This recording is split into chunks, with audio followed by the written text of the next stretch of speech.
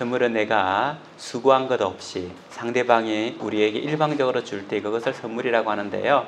하나님께서는 우리에게 가장 좋은 선물을 아내를 주셨고 남편을 주셨고 자녀를 주셨고 우리 공동체를 주셨습니다. 그래서 한번 주변 분들에게 당신은 나의 가장 귀한 선물입니다 라고 인사해 주시기 바랍니다. 남편분들 그런다 해가지고 아내에게 생일날 내가 당신에게 가장 귀한 선물이니 다른 선물이 뭐가 필요하겠어, 그렇게 말하지 않기 바랍니다. 예. 그렇게 써먹으려고 했어요. 결혼기념일에 그렇게. 예, 맞습니다. 그럼 뭐 가장 귀한 선물이지만 차선의 선물도 또 필요한다, 그죠? 예. 우리 인생을 어떤 사람들이 많은 곳에 비유하는데요. 여러분들은 우리 인생을 어디에 비유하고 싶습니까? 어떤 분들은 마라톤에 비유를 해요. 42.195km를 달리는 마라톤인데요. 저는 아직까지 뭐 그렇게 42km나 되는 것을 달린 적은 없지만 한 10km 정도는 달리고 한 적은 있지만 저도 인생이 마라톤이다라고 하는 것에 대해서 참 많이 공감을 합니다. 끝은 보이지 않죠. 끝은 보이지 않고 고을은 보이지 않지만 어딘가에 있을 그 끝을 향하여, 그 고을을 향하여서 계속해서 달려가는 겁니다. 마라톤을 잘하기 위해선 다른 길로 빠지지 않고 가는 방향을 잘 잡아서 가야 되는 거죠. 그리고 또 긴 마라톤을 뛰다 보면 어떤 곳에서는 환호하는 사람들이 와가지고는 힘을 북돋워 주는 데도 있지만 어떤 때는 혼자서 외롭게 달려가야 되는 그런 길도 있고요. 또 어떤 때는 오르막길도 있고 내리막길도 있습니다. 우리 인생에 있어가지고 오르막 때는 언제였고 또 내리막 때는 언제였습니까? 많은 사람들이 나를 칭찬하고 환호하고 좋은 친구가 되어주던 때도 있었지만 어떤 때는 캄캄한 밤처럼 혼자 그 길을 가야 될 때도 있었을 겁니다. 여러분에게는 언제 가장 캄캄하고 혼자였으며 오르막길처럼 답답한 시간을 보낸 적이 있었습니까? 오늘 우리가 말씀을 보고 살펴보고 있는 베드로에게도 참 좋은 날들이 있었습니다. 그가 예수님을 바라보면서 예수님, 나도 물 위를 걷고 싶습니다 라고 했을 때는 하늘을 걷는 것처럼 둥둥 떠는 그런 마음이었을 겁니다. 많은 사람들에게 주님께서 베푸시는 기적을 보면서 야, 나도 저분만 따라가면 내 인생에 배일 수 있을 거야, 그런 날도 있었을 겁니다. 주는 그리스도시요 살아계신 하나님의 아들이십니다 라고 고백했을 때에 바요나 시몬아, 너가 그렇게 고백한 것은 하면서 칭찬했을 때에 그가 정말 하늘에 둥둥 떠는 것처럼 야, 이제 됐어, 이제 뭔가 할 수 있어 라고 하는 그런 마음을 가지기도 했을 겁니다. 한데 사도 베드로에게 당신의 인생에 있어서 가장 암흑했던 날들, 가장 힘들었던 날은 언제였습니까? 라고 묻는다면 오늘 본문의 말씀이 아니겠나 싶습니다. 그에게 가장 실망스럽고 슬펐던 시간이었죠. 얼마 전까지만 해도 나는 죽을 때까지 죽을지언정 당신을 떠나지 않겠습니다 라고 고백했던 그가 그냥 실패해버리는 그런 장면입니다. 예수님께서 잡혀가시는 것을 보면서 그래도 저 예수님이 어떻게 되나 궁금하고 걱정이 되어서 예수님의 뒤를 따라갔습니다. 가다 보니까 대제사장의 집으로 들어가고 그래서 그가 설며시 앞뜰을 지나서 재판하고 있는 그 장면을 볼 수 있는 아랫뜰에서 윗뜰에서 재판하고 있는 예수님을 가만히 지켜보면서 제발 좀 저 예수님이 무죄로 풀려났으면 좋겠는데, 아무 문제 없이 풀려났으면 좋겠는데 라고 하는 마음으로 바라보고 있었을 겁니다. 그때 여종 하나가 다가와서 당신도 나사렛 예수와 함께 있었던 그 사람이 아닙니까? 라고 물어봐요. 베드로는 당황하면서 나는 내가 지금 무슨 말을 하고 있는지 알지 못하겠구나 라고 하면서 그 자리를 털고는 앞뜰로 나갑니다. 그런데 이 여자 종이 그냥 가만히 있지 않고 따라 나와요. 따라 나와서 그곳에 모여있는 사람들에게 또다시 이야기합니다. 이 사람도 저 위에 있는 저 예수라고 하는 사람과 함께 있었던 것이 틀림없어요 라고 그 여종이 이야기하니까 조금 더 강력하게 아니라니까. 당최 너가 무슨 말을 하고 있는지 내가 알 수가 없어 라고 하면서 손을 저으면서 그렇게 거부를 합니다. 그때 이 말을 듣고 있던 주변의 사람들이 베드로의 말투를 들으면서 뭐라고 하냐면 당신의 말투가 갈릴리 말투를 쓰고 있는 것 보니 분명하게 갈릴리에서 온 저 예수와 한패거리가 분명하다라고 이야기를 하죠. 그때 베드로는 더 강력하게 부인을 합니다. 아니라니까요. 아니라니까요. 나는 당신들이 말하는 저 사람이 누군지 도대체 알지를 못합니다. 내가 만일 거짓말을 한다면 하나님으로부터 저주를 받아도 좋습니다. 라고 하면서 자기를 저주하면서까지 적극적으로 부인하고 있습니다.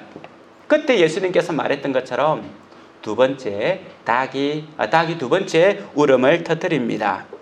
사랑하는 성도 여러분, 베드로는 그 앞에서 깊은 절망, 깊은 실패를 절감했을 겁니다. 우리는 다시 한 번 더 인생의 마라톤을 달려가다 보면 실패는요, 개인에게는 특별한 것이지만 이 실패라고 하는 것은 베드로에게만 일어나는 것이 아니라 인류를 살아가는 모든 사람들에게 일어나는 보편적인 일입니다. 그래서 심리학자 칼 융이라고 하는 사람은 모든 어려움을 제거할 수 있는 치료법이라고 하는 것은 없다. 중요한 것은 인간은 모두 다 어려움을 겪게 되는데 이 어려움으로 인하여서 사람이 더 유익하게 될 수 있다라고 이야기를 했습니다. 모든 사람은 다 어려움을 겪고 실패를 겪는다고 하는 겁니다. 실패는 개인적인 것이기 때문에 그 고통이 참으로 크죠. 정신적으로나 신체적으로 굉장히 크고 불안에 떨며 자괴감에 빠지기도 하고 때로는 무기력에 빠지기도 합니다. 그래서 맨날 며칠을 잠을 이루지 못하기도 하고 협심증에 걸리기도 하고 대인기피증에 걸리기도 하고 그 실패의 징후는 참으로 크고 힘들어서 헤어나기 힘들 때도 있습니다. 우리의 깊은 부위를 실패라고 하는 칼날이 찌르는 것 같은 느낌을 가지기도 하죠. 하지만 조금 전에 말씀을 드린 것처럼 우리 모두는 실패를 경험하고 살아갑니다. 학교에서 경쟁해서 밀리기도 하고 직장에서 경쟁하면서 직장에서 밀리기도 하고 때로는 젊은 시절에 연애에 실패하기도 하고 건강하고 아름다운 가정을 세우기를 원했는데 그렇지 못하기도 하고 자녀를 잘 키우기를 소망했는데 그렇지 못하기도 하고 우리는 여러 가지 실패를 경험하면서 인생을 살아가고 있습니다. 지금 우리 앞에 놓여 있는 실망감, 지금 우리 앞에 놓여 있는 실패감은 여러분에게 어떤 것이 있습니까?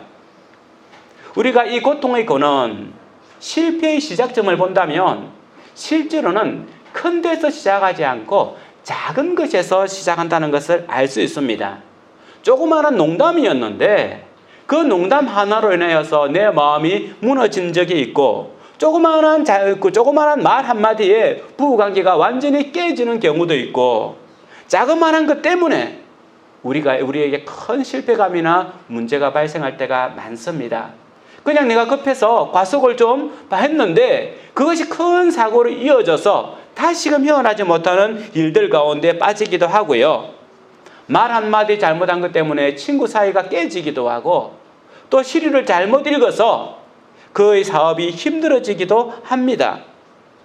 베드로가 실패를 경험하게 된 이유는 그 앞에 놓여있는 큰 십자가가 아니었어요. 대제사장이나 또는 장병들의 칼이나 장병들의 창이 아니었습니다. 그를 실패로 이끌었던 것은, 낭망으로 이끌었던 것은 마가는 이렇게 기록하고 있습니다. 여자 종 하나가 왔어. 여자 종 하나가 왔어. 여자라고 하는 것은 지금은 남자와 여자가 동등된 그런 대우를 받고 있지만 저번에도 말씀을 드린 것처럼 이때는 여자라고 하는 것은 정인으로도 세울 수 없는 그런 존재였습니다. 그 이유는 여자는 거짓말을 한다는 거죠. 남자보다 거짓말을 더 많이 하기 때문에 여자는 정인으로 세울 수 없는 사람의 존재로서 보고 있었어요. 그래서 여자고 또 어떤 신분이 뭡니까? 종이지 않습니까? 사람들이 신뢰할 수 없는, 사람들이 믿어줄 수 없는 종이에요. 그뿐만 아니라 여러 명이 그렇게 정언하는 것이 아니라 하나예요. 어쩌면 그 시대 상황에 있어서 가장 작은 단위라고 할 수 있습니다. 여자이면서 종이면서 하나인 그가 한 말에 의하여 베드로가 속절없이 무너져 내리고 있습니다. 지금 코로나를 보더라도 그렇지 않습니까? 코로나를 보면 조그마한 이 바이러스, 눈에 보이지 않는 코로나 바이러스로 인하여서 전 세계가 지금 힘들어하고 있죠. 이 코로나 바이러스가 나온 게 어디로부터 나온 겁니까? 사람들의 욕망과 욕심에서부터 나왔죠. 숲을 함부로 베어버리고 또 사람들이 먹다가 우리 같으면 삼겹살도 사 먹기 쉽지 않고 돼지고기는 정말 귀하게 먹을 수 있는 음식인데 어떤 사람들은요 먹다가 귀한 음식 먹다가 안 되니까 사람들이 접근하기 힘든 음식, 사람들이 먹을 수 없는 그런 음식을 찾아서 돌아다닌다는 거예요. 박쥐를 먹고 어떤 사람은 원숭이도 잡아먹고 그렇게 다른 사람들이 접근할 수 없는 그 음식을 왜 먹느냐? 나는 다른 사람들과 차별된 음식을 먹어야 되겠다고 하는 욕망들, 이 욕망에서부터 코로나 바이러스가 만들어지고 전 인류가 공포에 떠는 조그만 욕망에서부터, 조그마한 바이러스부터 세계가 지금 어려움을 겪고 있는 상황이 되고 있습니다. 말 그대로 우리가 겪고 있는 많은 일들은요, 큰 문제에서부터, 큰 것에서부터 시작되는 것이 아니라 작은 것에서부터 시작된다는 겁니다. 곧 그 말은 외부에 있는 큰 문제를 통하여서 내가 깨어지는 것이 아니라 내 속에 이미 깨어질 만한 요소를 가지고 있다는 거예요. 베드로에게도 그렇습니다. 여자 종 하나라고 하는 이 아이에게 문제를 가지고 있는 것이 아니라 베드로가 튼튼한 믿음을 가진 것 같은데, 어떤 문제도 견딜 만한 믿음을 가진 것 같은데 실제로는 그의 믿음이 굉장히 연약했다는 거예요. 모든 공격을 막아낼 만큼의 튼튼한 성의 믿음을 가지고 있는 것 같았는데 알고 보니까 조그마한 바람에도 와르르 무너질 만한 연약한 믿음의 토대를 가지고 있었다는 겁니다. 우리가 겪는 많은 문제는, 우리를 공격하는 많은 문제는, 우리가 쓰러질 때는 바깥에 문제가 있는 것이 아니라 그것을 견딜 수 없을 만큼이나 있는 우리의 자그마한 믿음과 우리의 자그마한 존재로부터 일어난다는 거죠. 그렇기 때문에 모든 사람들은 실패를 겪습니다. 베드로도 실패했죠. 우리가 알고 있는 것처럼 베드로만 실패한 것이 아니라 예수님의 모든 제자가 다 실패했습니다. 유다도 실패했습니다. 예수님을 따르던 모든 군중들이 다 예수님을 따르는 것에 실패했습니다. 모든 사람이 믿음의 실패를 가지고 삶의 실패를 가진다는 겁니다. 그런데 우리에게 중요한 것은 실패했느냐의 문제가 아니라 실패했다 할지라도 그 실패에 매이지 않고 실패한 그 순간에 어떻게 반응하느냐가 중요합니다. 실패는 보편적으로 모든 사람에게 다 다가오는 것이라고 한다면 이 실패에 대해서 내가 어떻게 반응하느냐에 따라서 우리가 다시금 회복하여서 정상적인 길을 갈 수도 있고 이 실패의 길에 처참하게 무너질 수도 있다라고 하는 거죠. 유태인이라는 이유 때문에 아우슈비츠 수용소에 감금되었다가 그의 죽을 고비를 넘기고 살아난 빅터 프랭크라고 하는 정신과 의사가 그 수용소 이전의 정신과 다루던 방법과 수용소를 나오고 난 후에 정신과에서 환자를 다루는 방법이 완전히 달라졌습니다.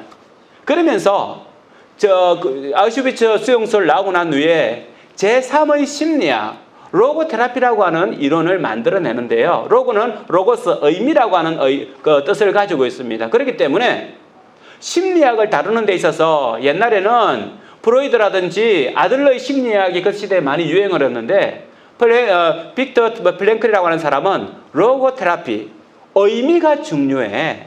우리의 마음을 다스리는 데 있어서는 의미가 중요하다고 이야기했습니다. 곧 수용소에서 똑같은 고난을 당하고 똑같은 어려움을 당하는데 그가 이 수용소에서 일어나는 모든 일들에 대해서 어떻게 반응하느냐에 따라서 살아남는 사람이 있고 죽는 사람이 있다는 겁니다.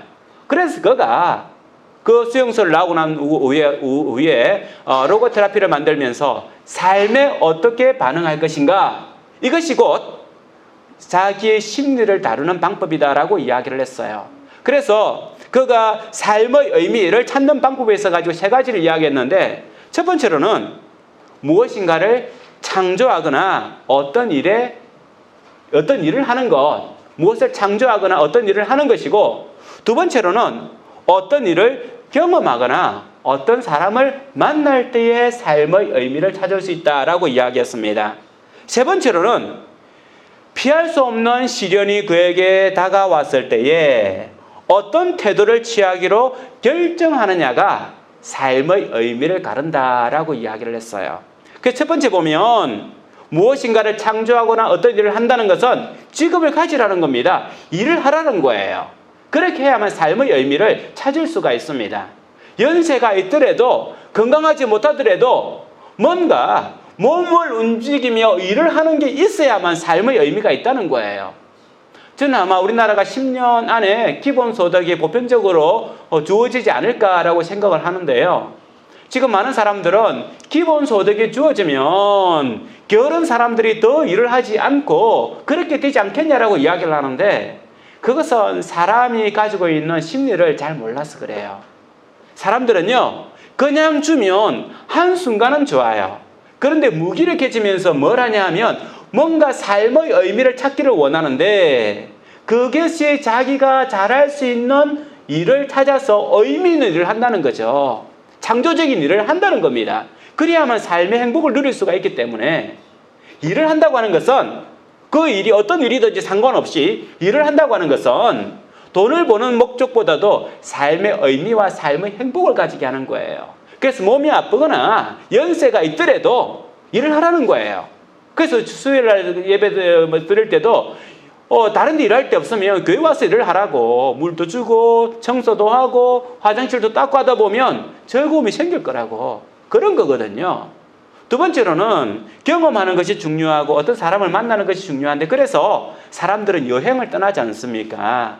여행을 떠나고 친구를 만들고 이런 걸 통해서 삶의 의미를 가지는 거예요. 세 번째가 중요했는데, 피할 수 없는 시련이 다가왔을 때에, 내가 견딜 수 없는 시련이 다가왔을 때에 어느 길로 가야 될지 모르는 그런 안개가 내 앞에 자욱히 밀려왔을 때에 어떻게 해야 되느냐? 어떤 태도를 취하기로 결정함으로 삶의 의미를 찾아가라. 그 말은요, 그냥 내 앞에 있는 삶을 바라보면서 뚜벅뚜벅 한 걸음씩 걸어가라는 거예요.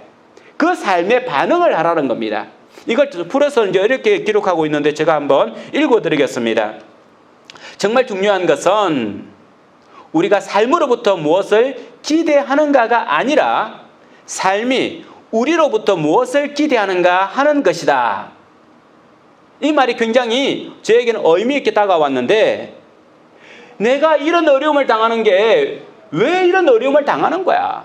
나는 왜 실패하는 거야? 나는 왜 이렇게 못난 거야? 라고 하면서 자꾸만 어둠 속으로, 자꾸만 안개 속으로 들어가지 말고, 지금 이 순간 이 삶이 나에게 요구하는 것이 무엇인가?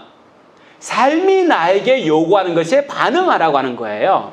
삶이 요구하는 것에 반응한다고 하는 것, 이 반응이 올바른 행동과 올바른 태도가 되었을 때에 궁극적으로 안개를 걷어내고 나갈 수 있다라고 하는 겁니다. 우리는 어려움을 당하면 대부분 다 그렇게 고민하죠. 나에게 왜 이런 일이 벌어지는가?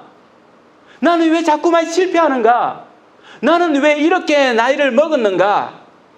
이런 것을 질문하지 말고, 지금 나이를 먹은 내가 지금 상황에서 내가 무엇을 해야 되겠는가? 삶이 나에게 부르는 그 음성에, 삶이 요구하는 그 음성에 내가 반응을 하면 삶의 깊이를 알 수 있고 삶의 행복을 얻을 수 있다라고 하는 겁니다. 삶이 우리에게 질문을 던지게 하라는 거죠.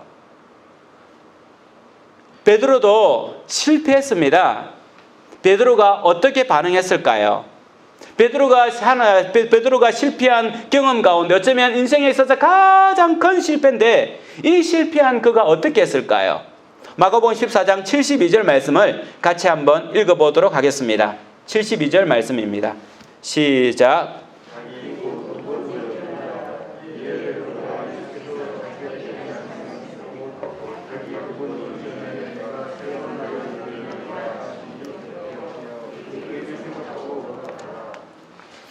그가 실패하고 난 후에 가장 먼저 했던 반응은요, 하나님 앞에서 우는 거였습니다. 하나님 앞에 서는 거였어요. 초점을 자기에게 두지 않았습니다. 자기에게 두지 않았어요. 내가 왜 이렇게 실패했던가? 나 부끄러워. 이제 내가 어떻게 다른 동료들 앞에 설 수 있단 말인가? 자기에게 집중하지 않았습니다. 자기에게 초점을 두는 것이 아니라 하나님께 초점을 옮긴 거예요. 하나님께 초점을 옮긴 겁니다. 다른 사람을 신경 쓰고 다른 사람이 나를 어떻게 볼까? 라고 다른 사람의 초점을 두지 않고 어디로 옮기냐 하면 하나님께 초점을 옮긴 겁니다. 우리가 시련을 당하고 어려움을 당할 때에 무엇을 바라보느냐? 초점을 어디에 두느냐? 자꾸만 자기를 쳐다보느냐? 주변 환경을 쳐다보느냐? 다른 사람이 나를 어떻게 볼까? 내가 왜 이렇게밖에 안 될까? 자기를 보는 것이 아니라 하나님께 초점을 두는 것. 그래서 그분 앞에 가서 우는 것이 회복한다고 하는 거죠. 우리는 이스라엘 왕 중에서 가장 위대한 왕인 다윗을 알고 있습니다. 다윗이 인생 가운데 가장 처참했던 시간이 언제겠습니까? 하나님 앞에서 범죄했을 때였죠. 하나님께서는 다윗을 친구라고 할 만큼이나 굉장히 사랑하는 존재였습니다. 그런데 그가 어느 날 저녁녘에 옥상을 거닐고 있다가 예쁜 여인을 발견했는데 그 여인이 바로 우리야 장군의 아내였죠. 그래서 우리야 장군의 아내를 자기 왕궁으로 불러서 그녀를 취합니다. 임신을 하죠. 임신을 했습니다. 그랬는데 그것이 두려워서 우리야 장군을 불러들이고는 나중에는 우리야 장군을 죽음의 전쟁터로 내몰게 되는 거죠. 그런 모든 것이 다 끝났다고 생각을 했습니다. 우리야 장군이 죽자 우리야의 아내인 그 바세바를 자기의 아내로 다시 불려들어서 왕궁에서 이제는 함께 살 수 있겠다라고 생각을 했어요. 그런데 어느 날 선지자 나단이 찾아와서는 이야기합니다. 여러 가지 이야기를 하죠. 어떤 부잣집에 양도 있고 소도 있고 아주 부자가 있었는데 그 집에 친구가 찾아왔습니다. 그런데 그 부자가 자기 집에 있는 소나 양으로 대접한 것이 아니라 그 옆집에 있는 가난한 사람이 있었는데 이 가난한 사람이 아주 애지중지하는 양 한 마리가 있었습니다. 그 양과 먹기도 하고 그 양과 함께 놀기도 하고 그 양을 굉장히 애지중지하면서 가족처럼 여기는 양이 있었는데 이 부자가 자기의 소와 양으로 손님을 대접하지 않고 가난한 집에 있는 그 양을 빼앗아와서 친구를 대접했습니다. 라고 하니까 다윗 왕이 화를 버럭 내면서 내가 반드시 그를 처단하리라. 내가 반드시 그를 벌을 주리라 라고 막 화를 냈어요. 그러니까 나단 선지자가 그자가 바로 당신입니다 라고 이야기를 하죠. 그자가 바로 당신입니다. 그때 다윗의 반응이 뭐였을까요? 그 시편 6편 6절에 보면 이렇게 기록하고 있습니다. 내가 탄식함으로 피곤하여 밤마다 눈물로 내 침상을 띄우며 내 요를 적시나이다. 나단 선지자의 이야기를 듣고는 하나님 앞에서 밤낮으로 눈물을 흘리면서 회개했다는 거예요. 51장 17절에 봐도 그가 바세바를 범하고 난 후 나단이 방문하고 난 후에 지은 시라고 되어 있는데 하나님께서 구하시는 제사는 상한 심령이라 하나님이여 상하고 통회하는 마음을 주께서 멸시하지 아니하시리이다. 그가 하나님 앞에서 밤을 새워서 상한 마음을 내어놓고 울었다는 거예요. 바로 하나님께서 원하는 것은 그거였습니다. 실패와 어려움을 겪을 때에 내가 어디에 서 있느냐, 누구를 바라보고 서 있느냐, 하나님 앞에서 울어야 된다는 거죠. 하나님 앞에서 울어야 되는 겁니다. 그래서 베드로는 그의 실패에도 불구하고 그 자신의 실패에도 불구하고 하나님 앞에 나간 겁니다. 대신 똑같이 실패했던 유다는 어떻게 합니까? 하나님 앞에 나가는 것보다는 그가 받은 돈을 대제사장 앞에 던져버리고는 목매어 죽어버리는 거죠. 하나님 앞에 나가는 것이 아니라 목매어 죽어버리는 겁니다. 우리의 실패에 대해서 누가 책임질 수 있습니까? 내가 책임질 수 있습니까? 자녀가 책임질 수 있습니까? 자그만하게 공격해오는 그 일들에 대해서 누가 책임질 수 있습니까? 책임을 누가 지느냐의 문제보다 더 중요한 건 내 초점과 내 마음이 어디로 가 있느냐. 주님께 가 있어야 된다는 거죠. 어떻게 주님 앞에 나갈 수가 있습니까? 조금 전에 말했던 것처럼 유다는 똑같이 예수님을 배반한 후에 목매어 죽어버렸는데 베드로는 그러면 어떻게 주님 앞에 나갈 수가 있었을까요? 베드로가 유다보다 더 큰 믿음을 가졌다고 할 수 있을까요? 아니면 베드로는 하나님을 더 잘 믿었다고 할 수 있을까요? 이런 어떤 표면적 이야기로 둘러대기에는 뭔가 문제가 있어 보입니다. 누가복음 22장 61절에 이와 똑같은 상황에서 누가는 이렇게 기록하고 있습니다. 주께서 돌이켜 베드로를 보시니 베드로가 주의 말씀 곧 오늘 닭 울기 전에 내가 3번 나를 부인하리라 하심이 생각나서 밖에 나가서 심히 통곡하니라. 우리가 보았던 마가복음 14장 72절의 말씀과 누가복음 22장 61절 말씀은 병행 구절입니다. 같이 읽어야 되는 구절이에요. 그런데 의사 누가는 여기에다가 어떤 말씀을 더 했냐면 주께서 돌이켜 베드로를 보시니 이걸 다 한 거예요. 저는 아마 베드로가 자살로 뛰어들지 않고 아니면 다른 곳으로 도망가지 않고 하나님 앞으로 간 이유는 바로 주님과 예수님이 마주친 이 눈빛에 있다라고 생각을 해요. 그런데 이것을 한번 찾아보기 위해서 여러 가지 주석을 찾아봐도 제 마음을 좀 제가 생각하는 추측을 좀 증명해주는 자료가 그렇게 안 보이더라고요. 다른 것도 찾아보고 해도 예수님과 베드로가 마주친 눈빛에 대해서 별로 해석이 안 나와요. 여러분들은 예수님과 베드로가 눈빛에 마주쳤을 때에 어떤 눈빛이라고 생각을 합니까? 그래, 내가 너 실패할 줄 알아봤어 라고 하는 그런 징벌하고 책망하는 눈빛이겠습니까? 어떤 눈빛으로 예수님께서 베드로를 쳐다봤을까? 좀 찾아봐도 그런 내용들이 잘 안 보이더라고요. 저는 이 해답을 어디에 찾아왔냐면 네덜란드 렘브란트가 그린 베드로의 부인이라고 하는 그림이 있습니다. 이 그림을 보면서 렘브란트는 성경에 있는 여러 가지 그 내용들을 그림으로 많이 그렸는데요.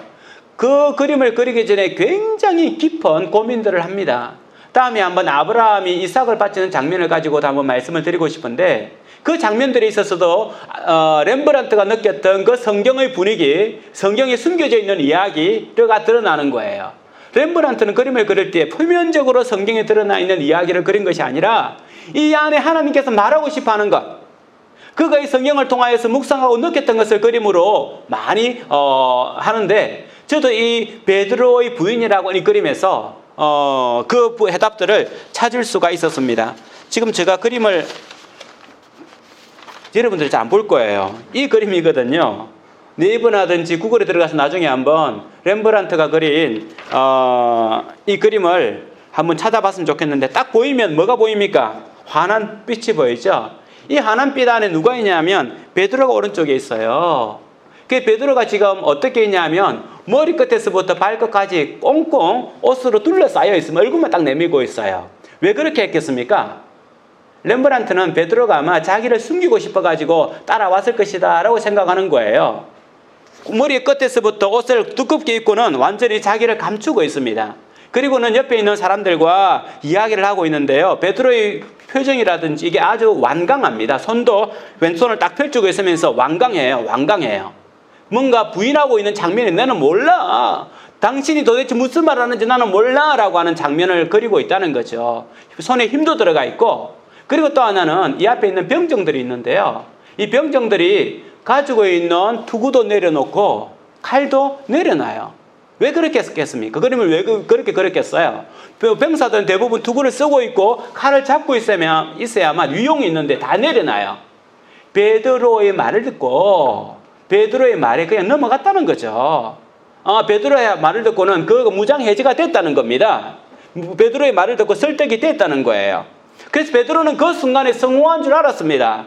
군사들이 그를 잡을 마음이 없었기 때문에 그래서 그렇게 했을 거예요. 베드로의 거짓말이 그들에게 통했다는 거죠. 근데 여기에서는 보이지 않는데요. 이 왼쪽 뒤에, 오른쪽 뒤에 윗뜰이 있습니다. 윗뜰. 예수님이 재판받는 윗뜰이 있어요. 지금 그림에는 잘 안 보이는데 이 예수님이 어떤 표정이 어떤 모습이냐 하면 눈빛도 뭐 큰 그림을 한번 가서 봐야 되겠지만 조그마한 그림을 볼 때는 눈빛도 안 보이고 아무것도 안 보여요. 저 먼 곳에 있는 예수님이 여러 사람에게 둘러싸여서 대제사장과 둘러싸여서 재판을 받는 모습인데 예수님께서 고개를 돌리고 있는 모습이에요. 베드로를 쳐다보고 있는 모습입니다. 그런데 예수님께서 고개를 쳐다보고 있을 때 어깨에 힘이 들어가고 뭔가 나온 것이 아니라 예수님이 어깨에 힘이 빠져 있어요. 힘이 빠져 있고 설명없이 고개를 돌리고 있는 모습이에요. 굉장히 뭐랄까요? 긍휼이 있는 처근히 여기는 분위기가 느껴져요. 당당해가지고 그래 내가 너 그럴 줄 알았어 분노해가지고 어깨에 힘이 팍 들어가 있는 것이 아니라 굉장히 불쌍히 여기는 마음으로 쳐다보고 있는 것이 느껴진다는 거죠. 어깨에는 힘이 빠지고 온몸에 힘이 빠지고 부드러운 모습으로 베드로를 향하여 돌아서 있는 모습을 보여주고 있습니다.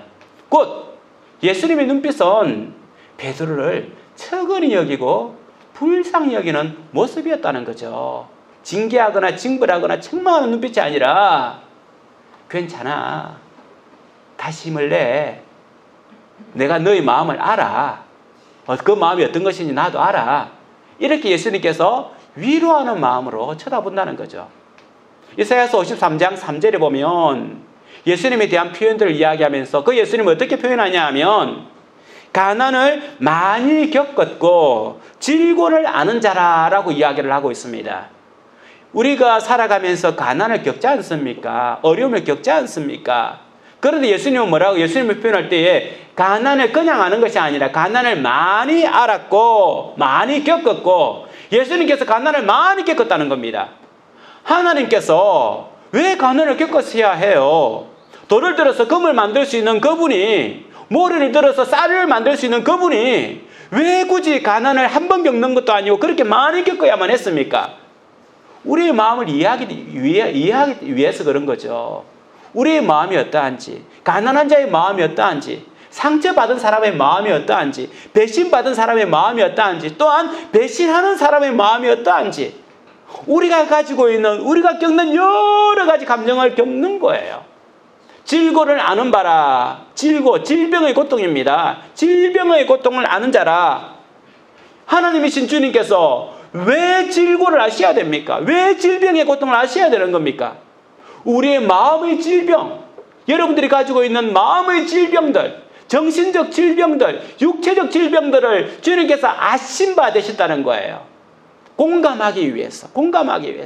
제가 여러분에게 한 번씩 이야기하는 예수님은 그냥 여러분들이 당하고 있는 고통에 그냥 커버해 주는 분이 아니라 손을 잡고 함께 고통을 받는 분이라는 겁니다. 비가 쏟아질 때에 비를 피할 수 있는 우산을 써주는 것이 아니라 함께 비를 맞는 것, 함께 비를 맞는 분이라는 거예요.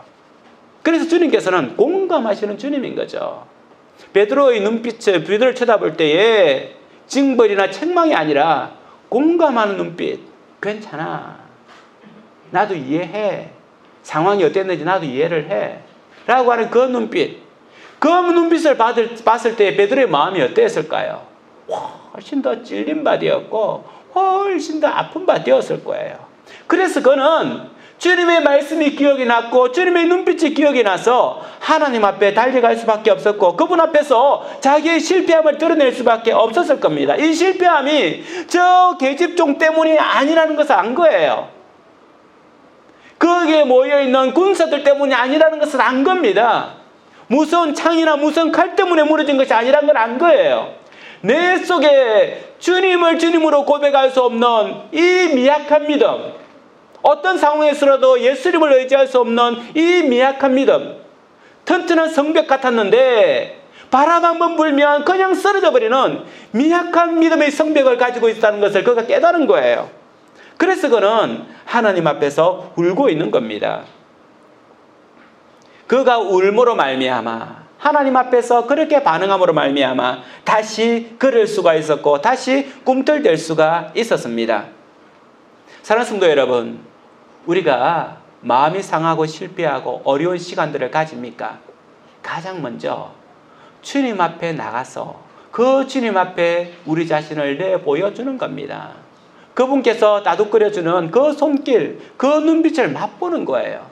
그리스도인들이 그것 없이 일어설 수가 없고 그리스도인들은 그것 없이 다시금 시작할 수가 없습니다. 내 속에 마음의 상처, 내 속에 어려움, 내 삶에 힘든 시간이 있다면 주님 앞에 엎드리는 것이 중요하죠. 여기서부터 시작이 되는 겁니다. 얼마 전에 한국 교회로부터 존경을 받고 있는 김동호 목사님의 인터뷰가 있었습니다. 차를 타고 가다가 인터뷰를 들었는데요.